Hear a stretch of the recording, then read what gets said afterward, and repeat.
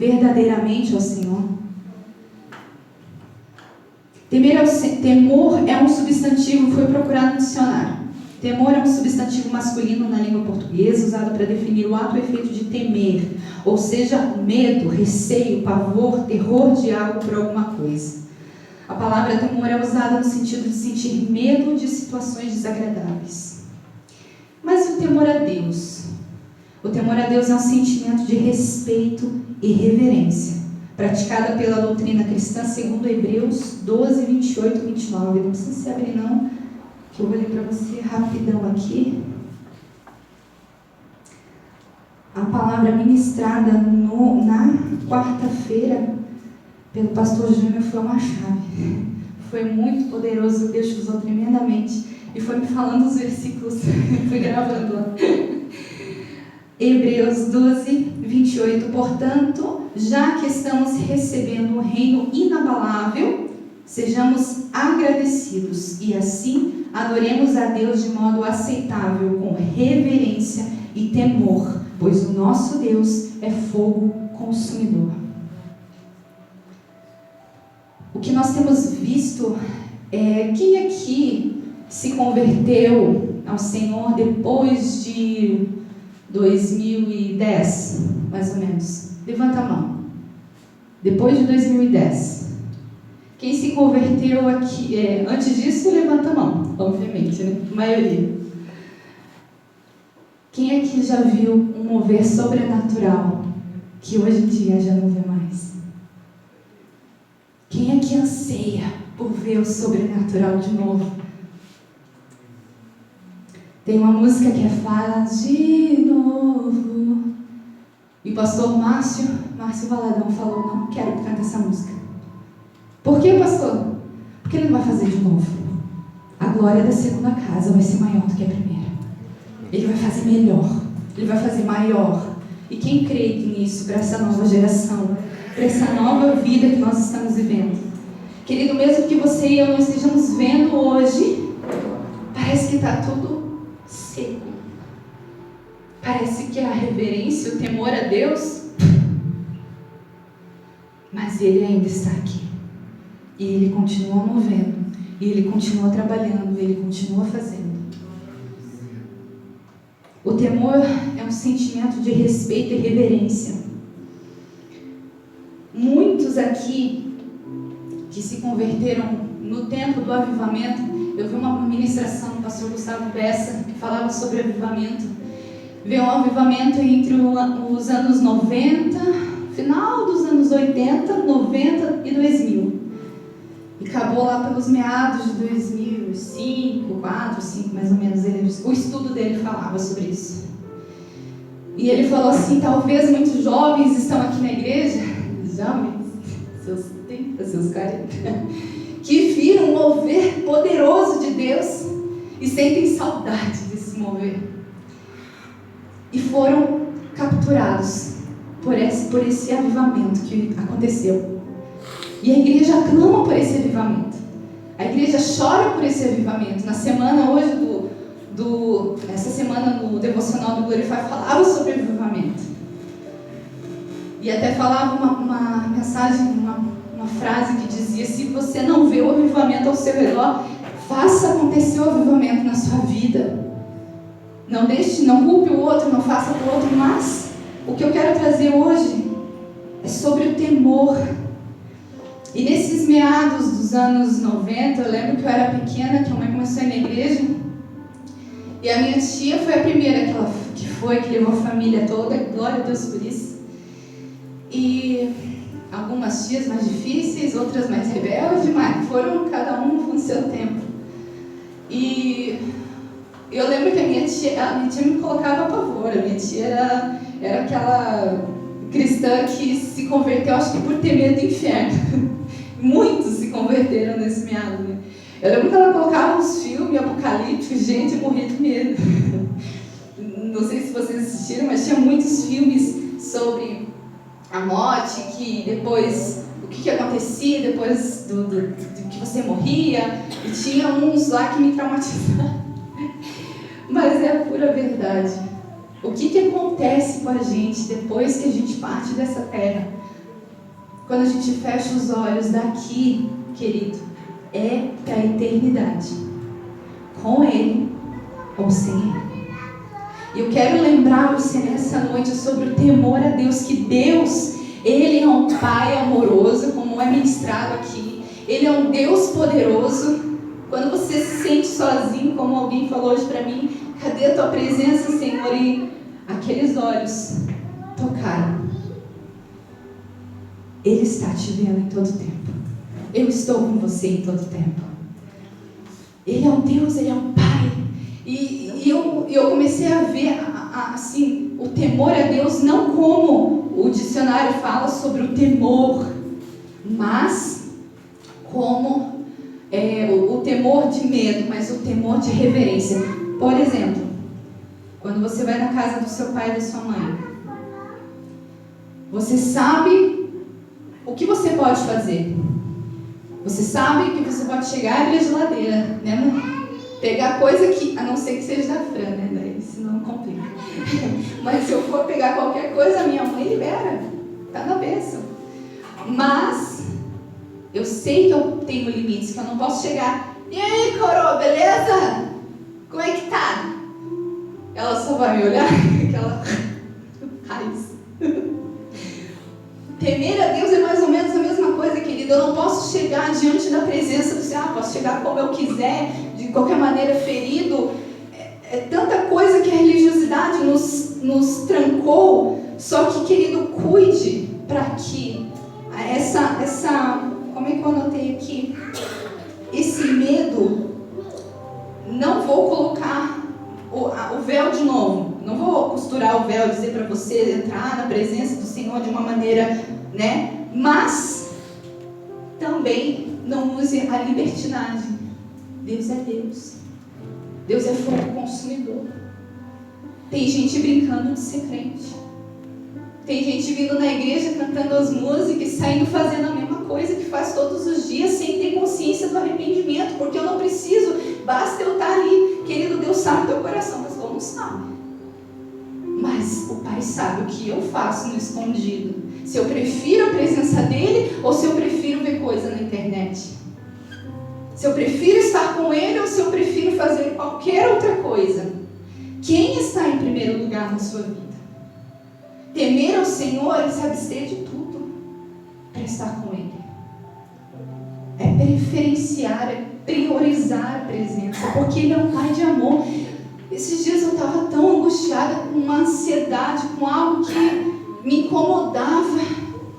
E quando eu cheguei, abri a palavra, Senhor, me ajuda, porque uma vez eu estava tão ansiosa que eu tentei tomar um remedinho. Eu tomei estalopram. O Thiago pediu lá dele também.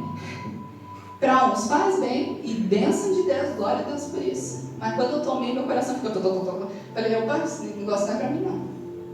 Aí eu tomo umas coisinhas, um floralzinho lá, um remédio natural, quando eu estou muito ansiosa. Mas posso te contar? A Bíblia cura. Quando você abre a palavra de Deus, mesmo que o texto não está falando nada do que você está vivendo, Ele vai curar você, porque a palavra é viva. Ela vai curar algo no seu coração que você não espera. E eu saí de lá curada.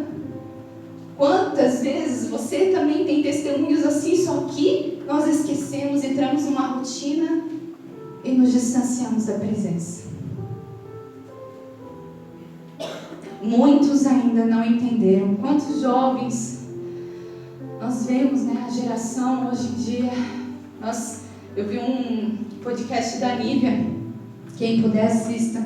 A pastora até passou um pedacinho aqui esses dias, na quarta-feira, que ela falava sobre o avivamento. E ela chorava o luto, porque ela não via mais o mover de Deus como via antes.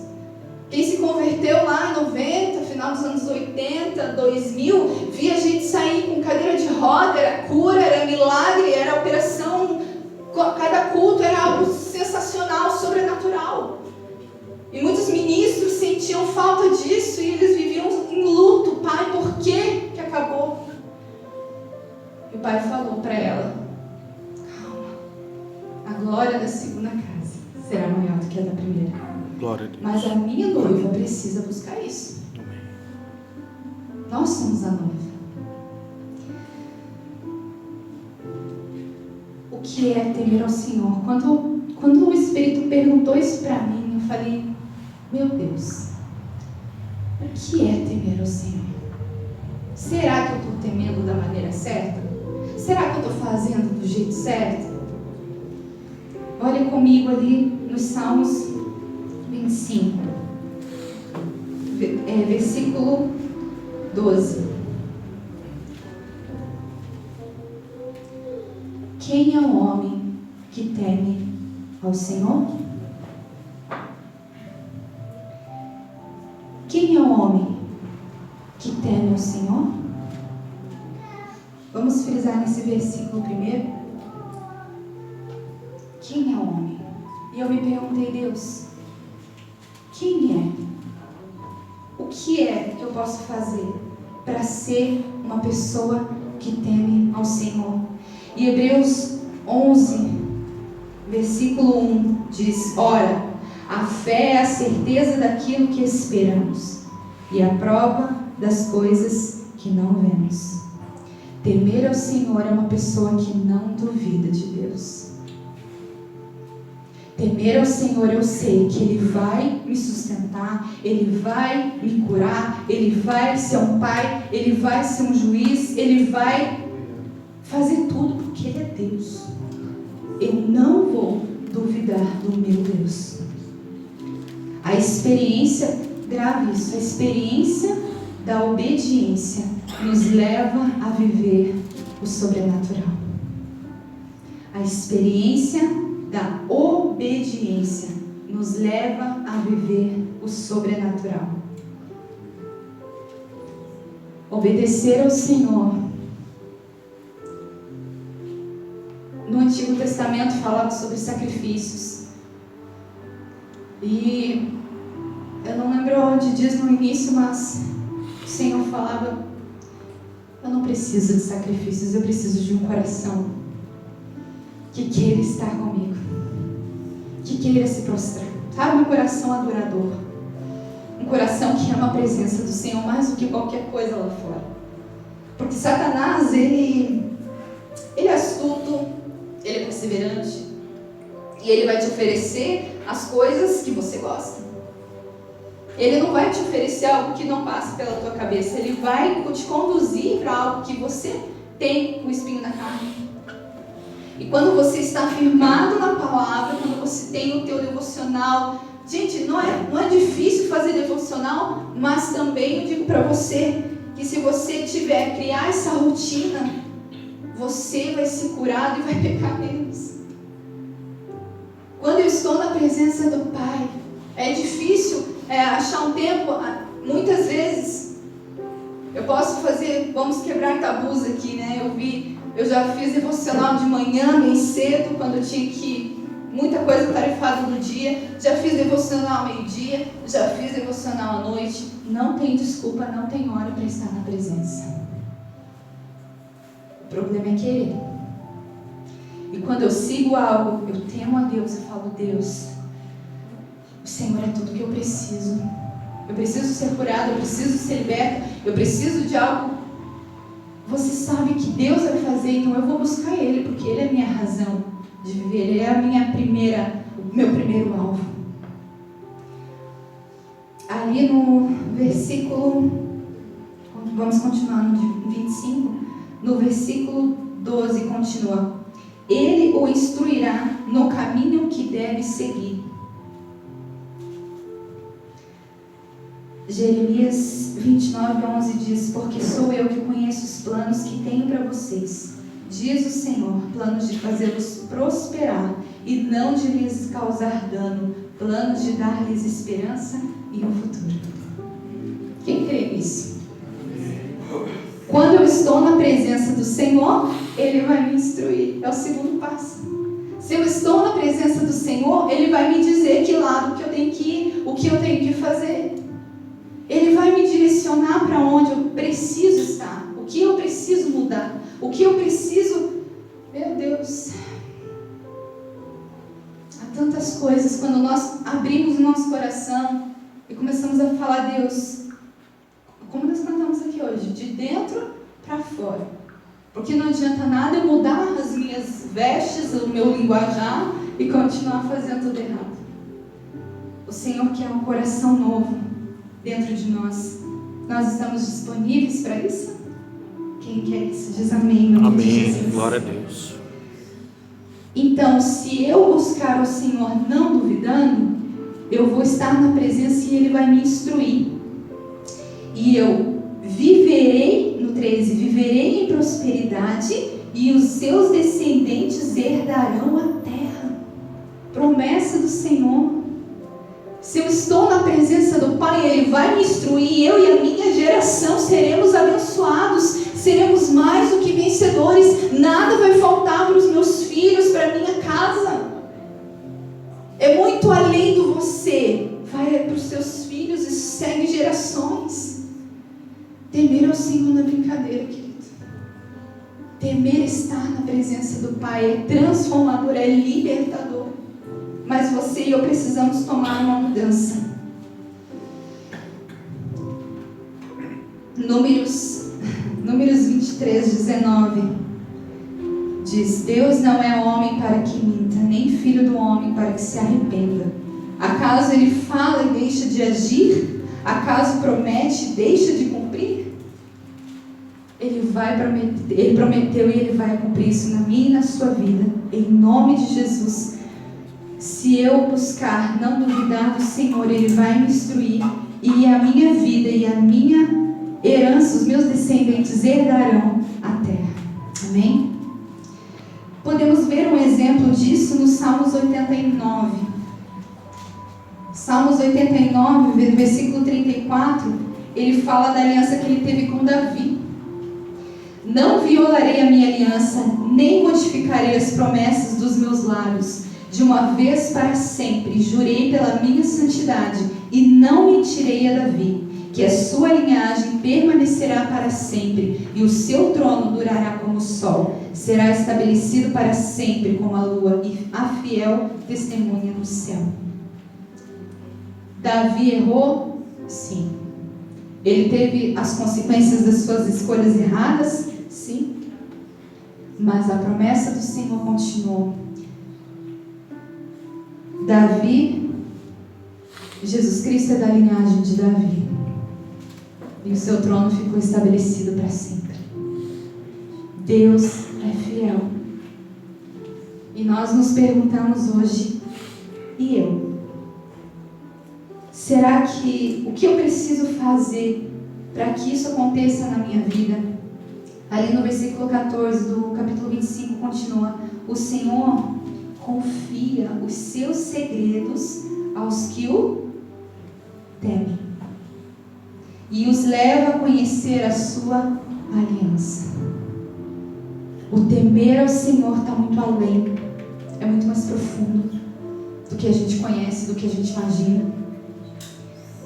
Eu frisei esse versículo há muito tempo já, porque ele fala tão fortemente: o Senhor confia os seus segredos aos que o temem.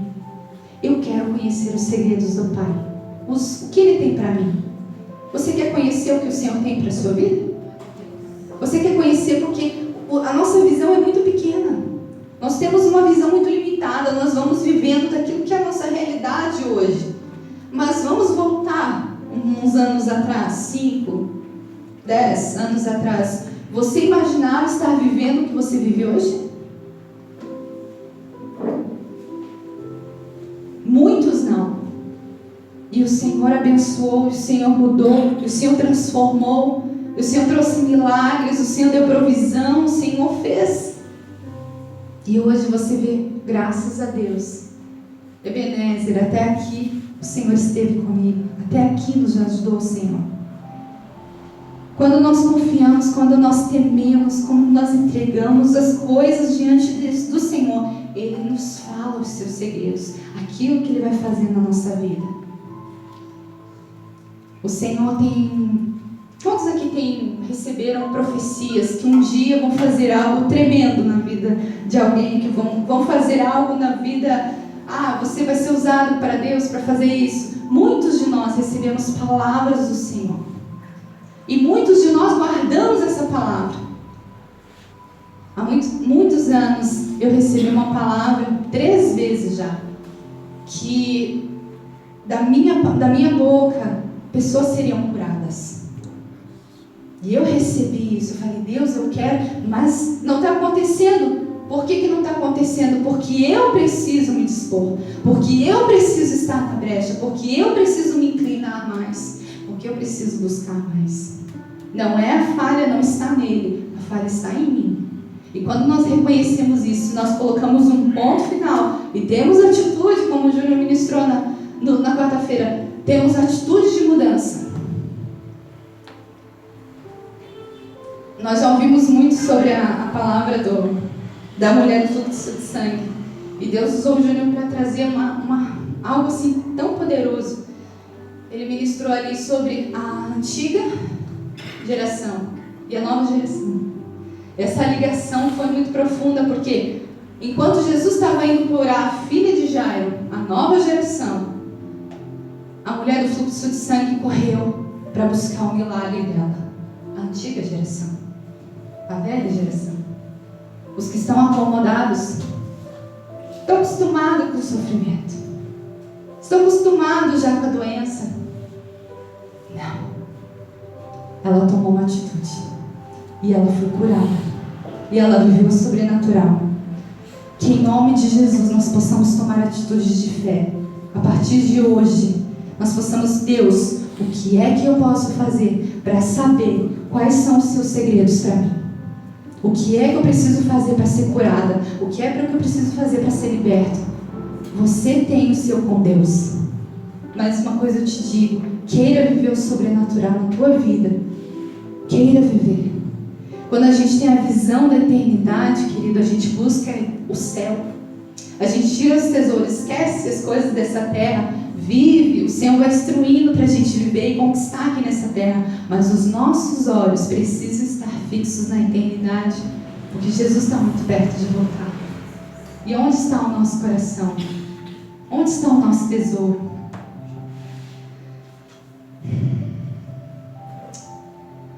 Os meus olhos estão sempre voltados para o Senhor, pois só Ele tira os meus pés da armadilha.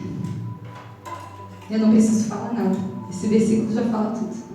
Os meus olhos estão sempre voltados para o Senhor, pois só Ele tira os meus pés da armadilha. Salmos 27, versículo 1 diz: o Senhor é minha luz e a minha salvação, de quem terei temor? O Senhor é o meu forte refúgio, de quem terei medo? Muitas vezes o nosso olhar de medo está em lugar errado. Quantas vezes eu já tive medo dos homens? Quantas vezes eu já tive medo de perder meu trabalho? Quantas vezes eu já tive medo do que poderiam fazer comigo? Sendo que o nosso principal foco precisa estar em temer ao Senhor. Não ter medo dele, mas saber que Ele vai cuidar de tudo. Não precisa você temer o homem. Tema ao Senhor. E vendo a igreja, como a igreja tem caminhado, eu vejo que quantos aqui, bom, vocês veem talvez a falta de reverência. Meu Deus, uma coisa que o Aposan falou esses dias. O Aposan é um baterista bem abençoado. E ele tem muitos anos de conversão, e ele falou: gente, eu vou nas igrejas ministrar e eu vejo as pessoas, o baterista geralmente não é, né? Ele é cheio do Espírito Santo, glória a Deus. Como ele falou, eu tenho a minha base bíblica, eu tenho a minha raiz em Deus, na palavra. Não é firmada na pessoa, no hino, não, é em Jesus. Que a sua raiz seja firmada em Jesus, na palavra de Deus. E ele falou que ele cresceu com escola bíblica. Ele ia lá, ele aprendia, como nós aprendemos aqui na quarta-feira. E ele falou assim: a religiosidade é algo ruim, sim. Porque na religiosidade eu aprendi que eu morri de medo do no antigo ministério que eu frequentava, eu morria de medo. Eu via no espelho antes de ir para o culto, que a gente ministrava lá no altar, era mais alto. Então a gente se olhava no espelho para ver se estava tudo certo.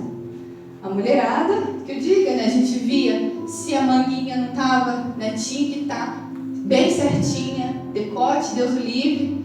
Porque quando a gente se abaixava, que a glória do Senhor não ocupe, a glória é dele, não é para chamar a atenção de ninguém.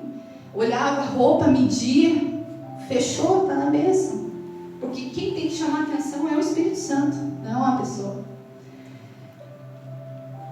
Isso aqui, o problema é que a gente fazia muitas vezes com medo. Quantas vezes eu não meu Deus, acho que a manguinha está muito pequena, tem que ser uma manga maior, porque ela já mandava nós descer do púlpito se nós tivéssemos uma manguinha um pouquinho, sabe, coisas desnecessárias.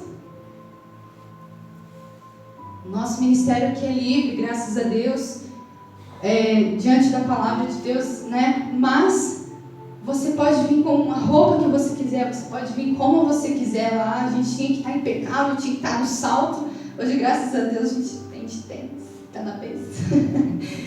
E até descalço, né? A pastora pregava no verão, a gente vai ficar descalço. Por quê? Porque o que interessa é a presença. Só que as pessoas também aproveitaram a onda, então pode ser de qualquer jeito.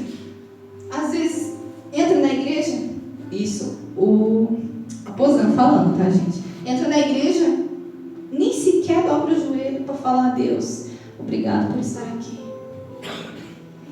Obrigada. Perdoa os meus pecados. Obrigada por estar aqui, que o Senhor fale comigo nessa noite. Sabe? Aqueles minutinhos.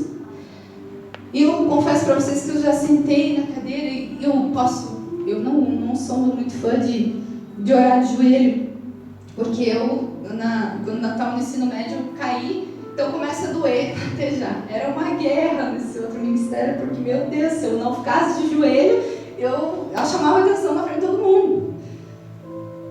E eu tenho meu devocional, tenho meu secreto com Deus de sentadinha, perna de índio, porque não é a posição que eu estou que vai falar comigo, é o meu coração. Se ele estiver inclinado para Jesus, é o que importa. Se eu for bater o ponto, eu bati o ponto, pastor, domingo vim na igreja, Jesus está nem aí para você. Ele quer saber do teu coração, se você está aqui porque você quer estar aqui, ou se você está aqui porque senão amanhã vão me ligar. E daí ele falou, eu vou tocar nas igrejas, o pessoal nem dobrar o joelho dobra. Eu falo, eu me incomodava às vezes, não precisa.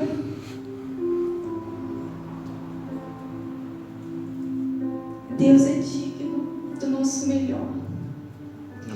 O Senhor é digno da nossa reverência. O Senhor é digno da gente se prostrar. O Senhor é digno. Que o amor e o temor do Senhor possa florescer no seu coração, no meu coração novamente. Que nós possamos nos apaixonar, chegar na igreja e se prostrar.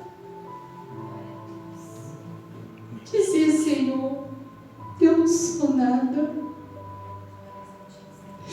Sabe? Estar na presença do Pai vai muito além de meras religiosidades. Como eu falei para vocês, não é questão da gente costurar o véu, mas também não deixa a libertinagem tomar conta.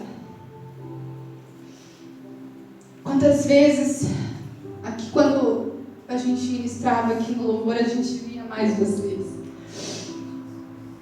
E quantas vezes eu olhava pessoas no celular. Quantas vezes as pessoas estavam lá em Marte, mas o corpo estava aqui. Cuida, querido. A gente não sabe o dia de amanhã. E o Senhor me levou a ver também um outro lado sobre essa reverência. Quando eu casei, o Thiago me ensinou muito isso. Ele sempre foi... Vamos orar junto, então vamos lá, dobrar o joelho, fecha tudo, fecha a porta, fecha a janela, cheio dos, né? Aí a gente foi se adaptando. Ele foi entendendo mais o meu lado de não ficar tanto de joelho. Ele foi se adaptando e assim, uma vida de casal, né? A gente vai se adaptando. Amém. Mas ele me ensinou muito. Às vezes eu fazia de qualquer maneira. Ele me ensinou muito isso no louvor. Muito. Para Deus tem que ser o melhor, querido. Você pode estar aqui de qualquer jeito, qualquer roupa, mas procura a melhor roupa que você tem, sabe? Sabe quando você vai agradar uma pessoa? Quando você vai na casa, sei lá, eu vou na casa da minha mãe de qualquer jeito, mas eu vou na casa, sei lá, com a família, festa da família. A gente não vai de qualquer jeito. Eu não estou dizendo que vocês estão desarrumados, vocês estão lindos. Mas eu preciso entender a reverência, só isso. A reverência de estar na presença do Senhor é fazer o melhor para Deus. É fazer o melhor almoço, a melhor janta. Quando se senta com a sua família, você cura a sua família. É quando você está trabalhando e você faz o seu melhor para o seu patrão, porque você sabe que o Espírito Santo vai agir através da sua vida ali no seu trabalho. É porque você sabe que, como diz a palavra, façam tudo para a glória de Deus. E no louvor o Thiago era bem certinho, ele me ensinava muito sobre isso. Eu pensava, nossa, não precisa nem ensaiar. Precisa. Quantas vezes a gente não... Agora não tem tanto mais, mas antigamente as meninas, as pessoas, as mulheres vinham cantar com playback, aquele playback falava, ficava rodando o playback. Cara, não se preocupava em ensaiar a música direito. Vinham fazer de qualquer jeito, é pra Deus. Faça o seu melhor. Se você está aí e ninguém está te ouvindo, sim, porque são muitas vozes junto, Ele está te ouvindo. Se você está em casa cantando, canta do melhor jeito. Se você está em casa e tem vontade de fazer algo para Deus, faça, porque é o Espírito Santo te movendo a fazer. O Senhor me fez conhecer um outro lado. O lado da geração que não conheceu os milagres e o avivamento. Pessoas que talvez até viveram nessa época, na igreja. Talvez até tenha alguém aqui que diga, Kelly, você fala muito bonito. Eu acho lindo isso, mas eu não sinto nada. Eu queria colocar um vídeo. É um podcast que eu assisti da Zoeli, abençoada. Eu queria colocar esse pedacinho que fala sobre essa outra visão que eu tive de como tem pessoas que não sentem. O nome dela, eu quero que você assista e você entenda, talvez se você não entende, o lado de algumas pessoas, que o Senhor possa falar com você assim como falou comigo. Em nome de Jesus. Aleluia. Com certeza. O temor a Deus, eu gosto de explicar que como se fosse um grande respeito, né? E que e está escrito em Provérbios que o temor de Deus é o princípio da sabedoria, né? Então, assim, o temor de Deus vem muito de um encontro na presença de Deus, de santidade de Deus. Então, é muito difícil alguém entender que algo é errado quando ele não sentiu a presença de Deus. Muito bom. É que nem quando você tá com uma roupa suja, né? E você tá andando na 25 de março e tá tudo sujo ao seu redor, né? Você tem lixo no chão, tem um monte de coisa, então você nem percebe. Agora, se você entrar num Cubo Branco ou numa loja chiquérrima de joias, ou sei lá, pensa num lugar mais chique da Terra, e você ali com aquela roupa suja, você é confrontado por aquilo que está ao seu arredor. Nossa, né? Muito bom. Então, isso que traz para nós o temor de Deus, que não dá para eu viver mais igual. Não dá mais para eu continuar com essa roupa. Não dá mais para eu não tomar banho. Não dá mais para eu agir da forma que eu estava agindo num lugar onde era mais assim, num lixão, entendeu? Então, Perfeito. assim, o temor de Deus, ele é encontrado na presença de Deus. E aquilo gera em nós um confronto saudável, né? Eu acho incrível que quando eu tive, na minha adolescência, eu tive um encontro muito forte com Deus que fez com que eu realmente me apaixonasse por Jesus. Se você puder contar um pouquinho? Ah, sim, tá. Eu tinha 14 anos de idade e eu era muito assim, de só ir com a Maria, vai com as outras, sabe? Então eu ia pra igreja porque era legal, meus amigos estavam ali. E eu amava a igreja, eu cresci na igreja, né? E eu gostava da música, eu gostava dos meus amigos, minha mãe era pastora e tá tudo ótimo. Mas eu vivia uma vida muito superficial com Deus, muito mesmo. E meu irmão não, e nem minha mãe. Eles eram muito assim, fervorosos, e eu não. E teve um dia que eu fui para uma festa à noite, e naquela época não tinha celular. E eu não avisei minha mãe que eu ia voltar tarde. E eu lembro que eu voltei tarde, e eu vi, sabe quando você vê uma pessoa sentada no escuro? Quando você chega em casa? Era minha mãe me esperando, né? Daí eu entrei, e eu achei que eu ia levar aquela senhora bronca, né? Tipo, Zoe, onde é que você tava? Eu estava preocupada, por que você não avisou que ia atrasar? Papapá. E ela falou assim, filha, eu não aguento mais. Eu falei, o que você não aguenta mais? Eu pensei, não é a primeira vez que eu saio? É a primeira vez que eu achei que eu atrasada, né? E dela falou assim, eu não aguento mais a sua superficialidade com Deus, a sua indiferença na presença de Deus. Então, hoje à noite você não vai dormir, você vai orar a noite toda. E daí eu falei assim, não! E daí ela falou assim, eu não quero saber, você vai pro teu quarto agora e você vai orar a noite toda. Então... Maravilhosa! E eu, né, adolescente, eu pensei, eu não vou orar a noite toda, ela nem vai perceber. Vou dormir. Daí eu falei, então eu vou dormir em posição de oração, né? Daí eu... Porque se caso ela abrisse a porta... Eu estaria lá, né? Eu estaria em posição de oração, pronto. Então eu me ajoelhei lá da minha cama e eu fiz uma oração. Porque, já que eu tô aqui, vou fazer uma oração. E daí eu falei, Deus, minha mãe ama muito você, meu irmão também. Todo dia eles ficam lá lendo a Bíblia, orando. Mas eu nem tanto. E eu queria saber se existe alguma forma de você me mudar para que eu te ame. Uau. Eu só queria, sabe, ter essa coisa que eles têm. Porque não me faz sentido o que eles têm. Essa paixão que eles têm. Eu queria. Em nome de Jesus, amém. E dormi. Passaram-se 2 semanas e nada aconteceu. E minha mãe sempre incomodada com a minha frieza espiritual. E até que passaram 2 semanas, eu voltei pra casa e tinha um VHS. Naquela época era vídeo numa fita, pra quem não sabe. E eu coloquei na televisão. E lá tinha vários jovens chorando e eles cantavam Santo, Santo é o Senhor. E era, na verdade, uma fita de um avivamento que aconteceu em Pensacola em 1992, na Flórida. Só que estava na minha casa essa fita. E quando eu comecei a assistir, a presença de Deus invadiu a sala de televisão. E eu caí no chão. E eu chorava que nem uma louca. Por muitas horas. E naquele momento, a única coisa que passava na minha cabeça era por que eu demorei tanto para encontrar esse amor. Né? Nossa. Por que eu demorei tanto para ver o quanto que ele é santo? E eles cantavam Santo, Santo é o Senhor. E naquele dia foi a primeira vez que eu tive contato dessa forma com a santidade de Deus. Nossa. E a funcionária que trabalhava em casa, ela ficou muito preocupada, porque ela me via chorando na sala de TV que estava trancada. Ligou para minha mãe e falou assim, Dona Sara, tua filha tá lá, chorando pelos cantos, eu não sei o que tá acontecendo. E minha mãe, muito sábia, né, falou, não se preocupa, Deus está operando na minha vida, na vida da minha filha. Muito bom.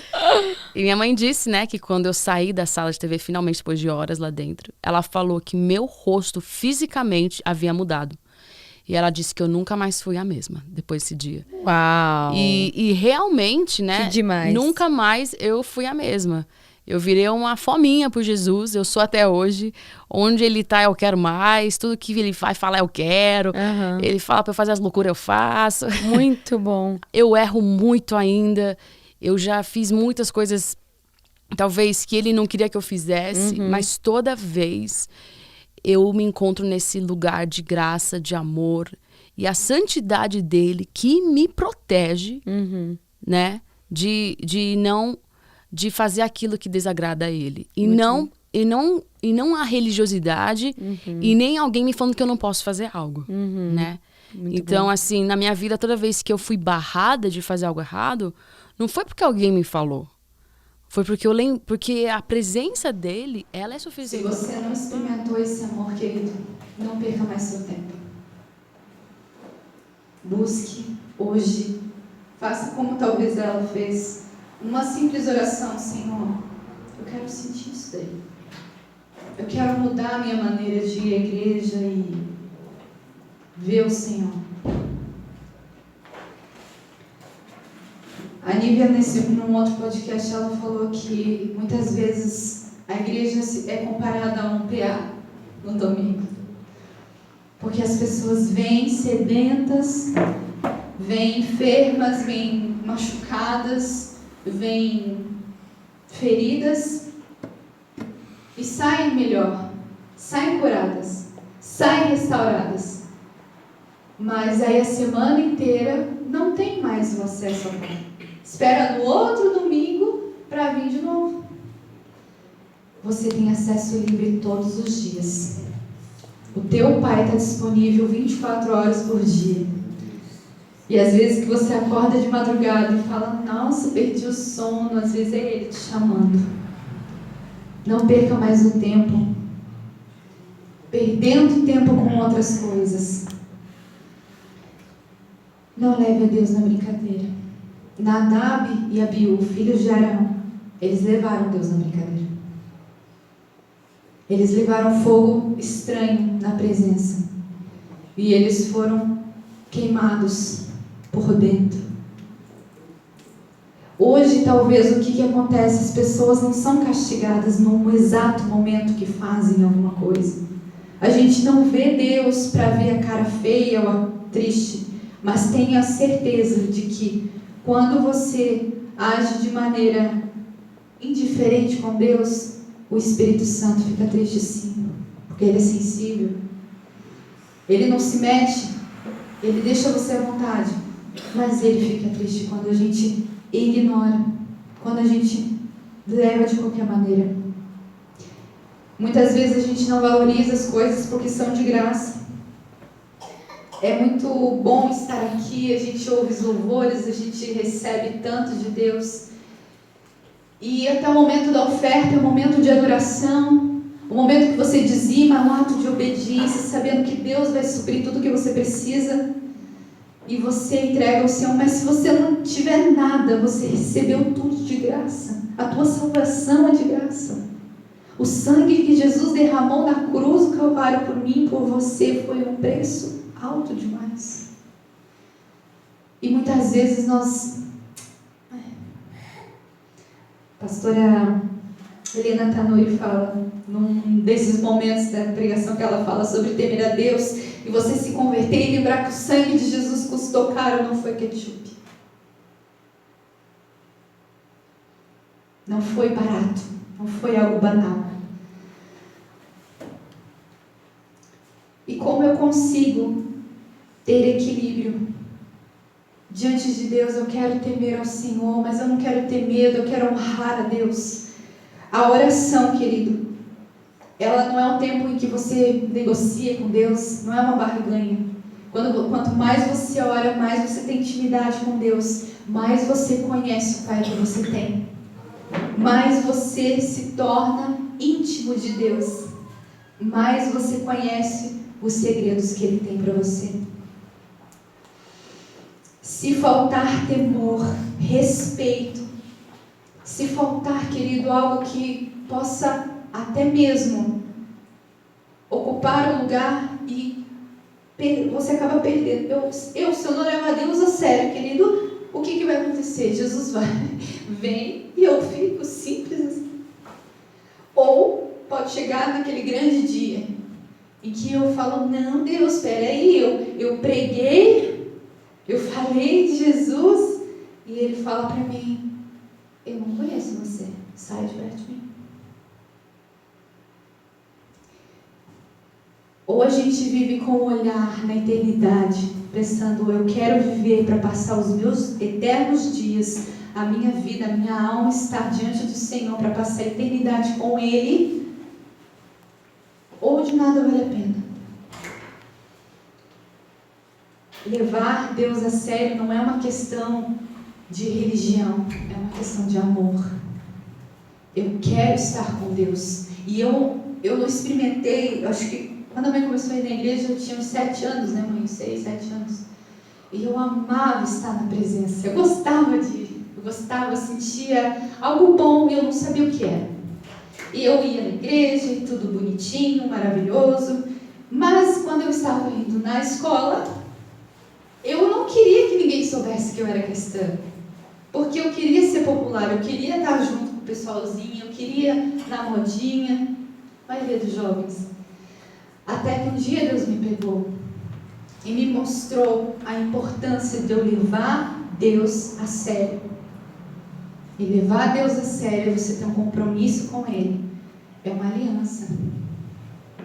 Eu não levo a minha aliança casada com o Thiago de qualquer maneira.